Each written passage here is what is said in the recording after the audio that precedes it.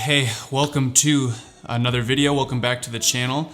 Hey, real quick, before I get into today's video, I just wanted to send out a little friendly reminder to anyone. If you've been watching my videos for some time now, or you've at least seen a few of them, and you found your way back here, hey, make sure to subscribe to the channel. That would mean a lot to me, and it definitely helps the channel grow. But hey, with I guess that all said and done, today this video is all about this little lens right here, the Viltrox 85mm f1.8 autofocus lens. And yeah, I'm really excited to just do a little review on this because we've used it now pretty extensively, I would say, over the last, gosh, probably 3 to 4 months now, shooting weddings and different projects and such. And so I have a pretty good grasp on this lens, on the value of it. And yeah, just wanted to talk about it and see if it might be of some help to you guys. But yeah, let's just jump right into it. So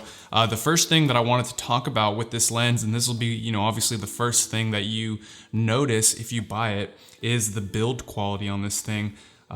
It's actually pretty good. It's a lot heavier than you would think it is. And for a real brief moment, I actually bought the 85 1.8 Sony lens, and this thing is significantly heavier than that lens, which that might be a good thing or a bad thing. To me, it's not like too heavy to where it's like, oh gosh, this is hard to shoot with. It just feels nice. It feels really solid and durable. Just look at the glass on this thing.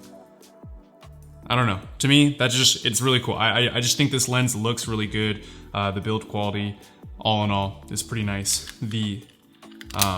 The zoom ring is phenomenal. It's very smooth, and there's a lot of give in the throw, meaning if you're gonna, did I say zoom ring? I meant focus ring.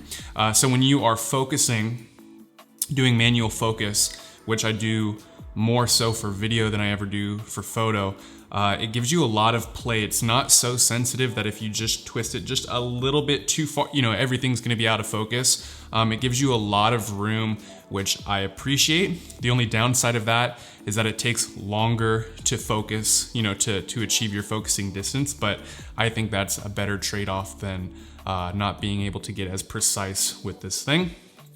There is unfortunately no weather sealing gaskets on the back side of the lens, so that's unfortunate.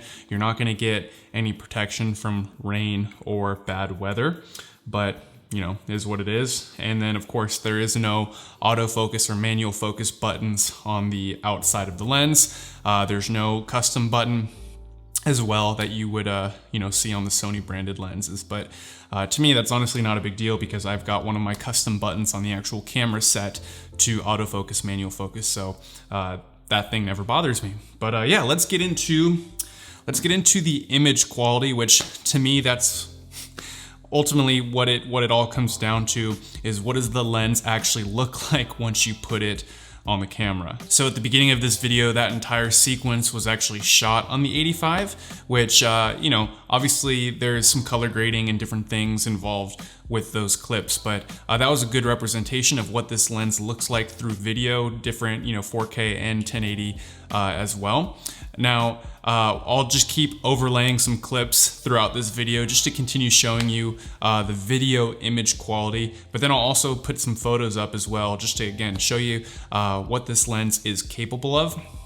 For me, part of image quality, I think when you get one of these, more telephoto style portrait lenses, which the 85 is, what does the bokeh look like? Because obviously you're gonna get a lot of compression, and so with this being able to drop down to 1.8 on the aperture, hopefully, you would be able to completely eliminate the background from your subject. And so I think the bokeh on this is really, really well done for such an affordable lens. Now, kind of moving to the performance side of this lens, the autofocus is really surprisingly well. Now, Viltrox, they've made a version of this lens for a while now, but it was only for manual focus. And so when the autofocus one came out, I was pretty excited just to see what it would, how it would do.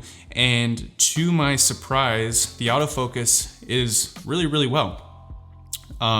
Obviously, for photography and video, whenever you have a longer focal distance of a lens, your focusing speed is going to be slower than if you had, a nice wide angle lens. And that is the fact. No matter you're shooting on 85, 70 to 200, or even beyond that, you're always going to have a slightly longer focusing, just the ability to catch focus. And I think just the overall color and contrast that come out of the camera, to me, they're natural. There's nothing, too special about it. I don't think the colors look amazing or the contrast is amazing coming out of it, but that's fine because I can change all of that in post anyway, so I don't really care. Now, as much as I'm into like all the tech and scientific things of lenses and different gear, to be honest, I'm not that knowledgeable on that kind of stuff, and so this review was never meant to be that kind of thing. I just wanted to give you my real world experience and just tell you from somebody who has used this lens both as a hobbyist and in professional situations, is this lens worth the purchase? And for me, like the verdict on this is yes, absolutely. The price on this thing is crazy. Like, this is one of the cheapest autofocusing lenses that is available for Sony E-mount cameras.